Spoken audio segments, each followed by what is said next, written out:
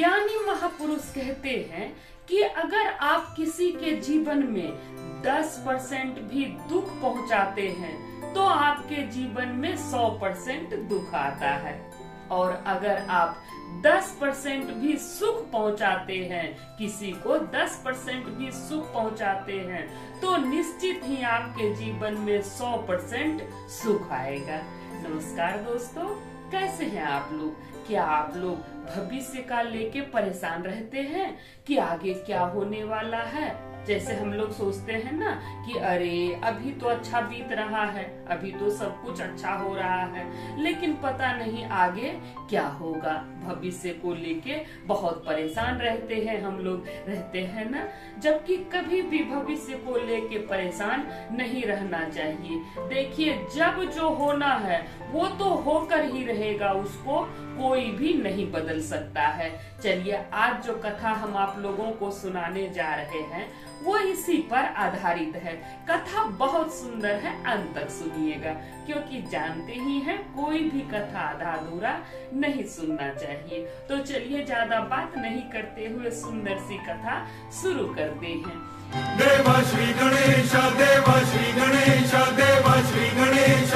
एक बार श्री विष्णु जी गरुड़ पर बैठकर महादेव जी से मिलने के लिए कैलाश पर्वत पर गए।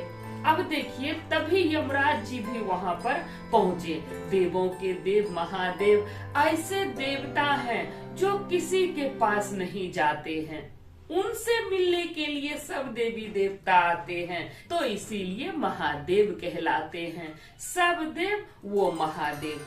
अब देखिए क्या हुआ, जब गरुड़ पर बैठकर श्री विष्णु जी पहुँचे कैलाश पर्वत पर, तो विष्णु जी अंदर चले गए महादेव जी से मिलने के लिए। गरुड़ जी बाहर ही रह गए, और तभी यमराज जी भी अंदर जा रहे थे महादेव जी से मिलने के लिए।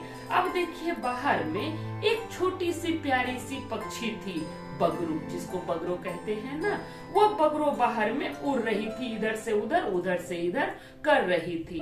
अब यमराज जी जब मिलने के लिए महादेव जी से अंदर जा रहे थे, तो वो बगरों को देखते हुए जा रहे थे। बहुत गहराई से बगरों को देख लिए और फिर देखते हुए महादेव जी से मिलने के लिए चले गए। अब गरुड़ जी जो देखे कि यमराज जी उस बगरों को देखते हुए अंदर गए हैं, महादेव जी से मिलने के लिए उस बगरों को देखते हुए अंदर गए हैं। यमराज का नजर इस बगरों पर पड़ गया है। अब ये बगरों नहीं बचेगी, अब ये चिड़िया नहीं बचेगी। यमराज इसको जरूर ही मार देंगे, क्योंकि यमराज का नजर इस पर पड़ गया है। अब देखिए, गरुड़ को बड़ा दया आ गया, उस बगरों पर बड़ा दया आ गया कि हाय रे, कितनी प्यारी चिड़िया है, अब ये नहीं बचेगी। उसको बहुत दया आ गया गरुड़ जी को। फिर गरुड़ जी क्या किए, अपने पंजा में बगरों को उठाए और हजारों कोस दूर जाके जंगल में छोड़ दिए।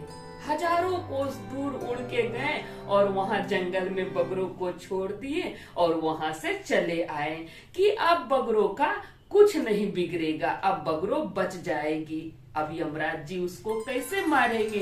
बगरों को तो हम हजारों कोस दूर जंगल में छोड़ आए हैं। तभी देखिए क्या होता है, कुछ देर जब बीतता है तो यमराज जी निकलते हैं महादेव जी से मिलकर बाहर, और जब बाहर निकलते हैं यमराज जी तो इधर उधर देखने लगते हैं। फिर गरुड़ जी मुस्कुराते हुए पूछते हैं यमराज जी से कि यमराज जी, आप किसको ढूंढ रहे हैं, इधर उधर किसको ढूंढ रहे हैं?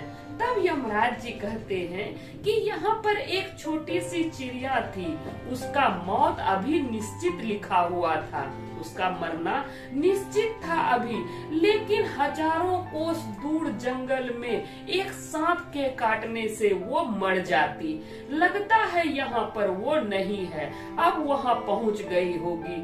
हम सोच रहे थे कि हजारों कोस दूर पक्षी, ये जो चिड़िया है छोटी सी बगरो, कैसे जाएगी? लगता है वहाँ पहुँच गई, क्योंकि अब वो मर गई है। वो बगरो अब मर गई है उसी सांप के काटने से। हजारों कोस दूर जंगल में सांप के काटने से वो अब मर चुकी है। जैसे गरुड़ जी ये बात सुने उनको बहुत धक्का लगा कि अरे हम ये क्या कर दिए। हम तो उस चिड़िया को बचाने के लिए हजारों कोस दूर जंगल में छोड़ आए थे ताकि उसको कुछ ना हो, और देखो उसके मौत का कारण हम ही बन गए। हम ही उसको हजारों कोस दूर जंगल में छोड़ आए। यहाँ तो वो सुरक्षित थी, हम उसको हजारों कोस दूर छोड़ के आए, मौत के मुंह में हम डाल के उसको आए। गरुड़ जी को बहुत धक्का लगा।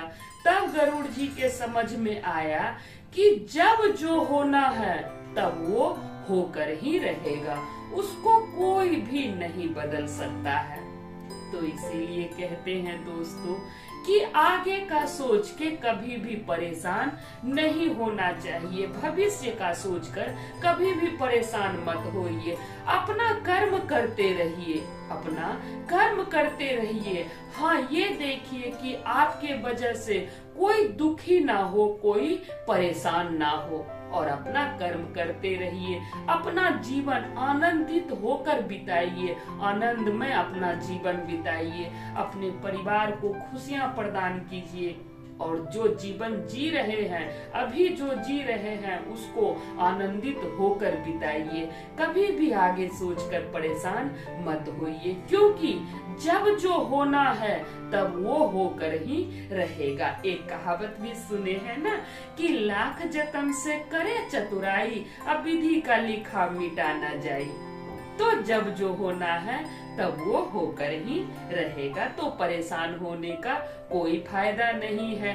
अभी जो जी रहे हैं उसको आनंदित होकर अपना जीवन बिताइए, आनंद में अपना जीवन बिताइए। तो आशा करते हैं ये कथा आप लोगों को अच्छा लगा होगा, ये चर्चा पसंद आया होगा। तो हम भी महादेव जी से कहते हैं कि हे प्रभु, जो लोग भी आपका ये चर्चा देख रहे हैं, सुन रहे हैं, उन सब पर अपनी कृपा दृष्टि बनाए रखिएगा महादेव। अपने सभी भक्तों पर दया कीजिएगा प्रभु, दया कीजिएगा। तो सब बोलिए जय महादेव, हर हर महादेव, माता पार्वती की जय।